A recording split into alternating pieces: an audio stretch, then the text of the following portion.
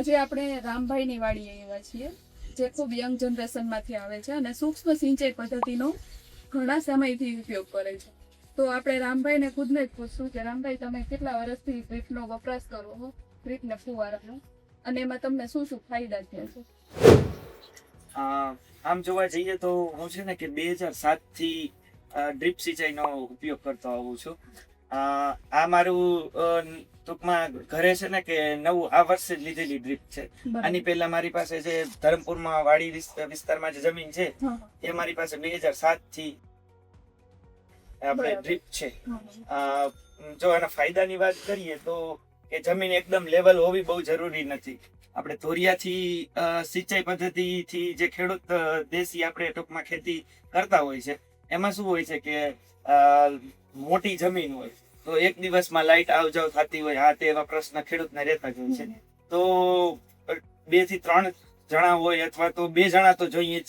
એક જણા છે, કોઈ આપણે દેશી ભાષામાં કહીએ તો નાકુવાર, તો એક જણો કોઈ ચારો લાંબો હોય તો ત્યાં છેલ્લે જોવામાં આવે, અથવા તો એક હોય તો આખો દિવસ જોઈએ. પણ ડ્રીપમાં એવું નથી. ડ્રીપમાં શું છે કે તમે અહીંથી ચાલુ કરી, એક જ માણસ છે એ જો તમારી વ્યવસ્થિત ડ્રીપનું આયોજન હોય અને ગાડા જે જીજીઆરસી ના નિયમ પ્રમાણે જે આપણે લોકોના છે, આમ તો જનરલી એ રીતે જ બધા કરતા હોય છે, તો એ રીતે હોય તો તમારે એક જ માણસ છે એ તમારે કોઈ 2-3 કલાકે તમારે ખાલી એક વાલ બદલવાની જરૂર પડે છે. આખો દિવસ ખેતરે કે આપણે રહેવું જરૂરી નથી હોતું. એક તો મેન ઈ ફાયદો કે મેન પાવર ઓછો છે. પછી બીજું છે કે પાક જયારે ઉભો હોય ત્યારે આપણે એમાં ફર્ટિલાઇઝર આપવા હોય તો મેન પાવરની જરૂર પડે. તો આજે 10 વીઘા હોય તો મિનિમમ 4-5 માણસો આખો દિવસ હોય કઈ કવર કરી શકે. તો આમાં ઈ કોઈ જરૂર જ નથી, કેમ કે ડ્રીપમાં આપણે ખાતર સીધું ડાયરેક્ટ ચડાવી શકીએ છીએ અને ઓના કરતા ફાયદો વધારે છે. અમે લાઈવ જોયેલું છે. જે વર્ષે ડ્રીપ લીધું ત્યારે અમે થોડુંક ટેસ્ટ કર્યું હતું. 1-2 વીઘો છે એ હાથેથી યુઝ કરેલું છે અને બાકીનો છે ડ્રીપમાં. જે ડ્રીપનું રિઝલ્ટ છે એ ઓના કરતા ઘણું સારું છે. બરાબર. અને વાવણી પહેલા તમે શું શું કેવું પાક લેવાનું હતું? મારે આ વર્ષે મગફળી વાવવાની છે અને વાવણી પહેલા છે કે જમીન સમતલ કરીએ, પછી કોઈ ખડ છે, કોઈ પથરા છે તો એ સાફ કરાવીએ.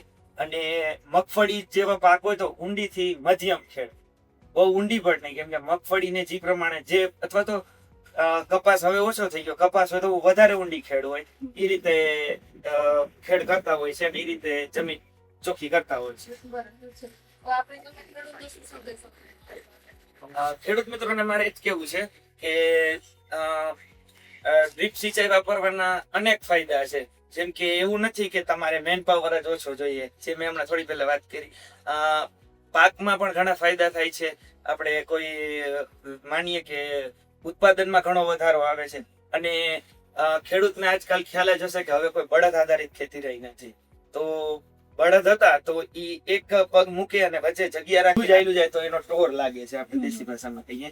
તો ડ્રીપ તમે વાપરો છો તો અમારો જે અનુભવ છે એ પ્રમાણે અમે કહીએ કે ડ્રીપમાં છે ને કે જે ટોર છે, મિની ટ્રેક્ટર આપણે આવ્યું, એ પછી ટીપું જયારે પાણી પડે છે, જે છેલ્લે આપણે પાણી વાળ્યું મગફળીમાં છે અથવા કપાસમાં છે, તો પાછું અમે શું કહેવાય કે આપણે પાક લણી લીધો, કાઢી લીધો, 2 મહિના પછી પણ જો આપણે જયારે ખેતરમાં સાતીથી કે ટૂંકમાં ખેડ કરતા હોય છે ત્યારે ભેજવાળી જમીન રહે છે અને ઢેફા નથી ઉઠતા અને જમીન કઠણ નથી થતી અને ટોરમાં ક્યાંય ઘણો લાભ મળે છે એમ કહી શકાય.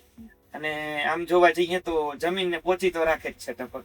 અને બીજા કે કોઈ બેક્ટેરિયલ ખાતર છે, કોઈ આપણે જે સૂક્ષ્મ જીવો હોય, હ્યુમિક એસિડ છે, આ તે ઈ આપવામાં તો એમાં એનું કામ ઘણું વધી જાય છે કે જે મૂળ સુધી ડાયરેક્ટ પહોંચે છે એમ કહી શકે.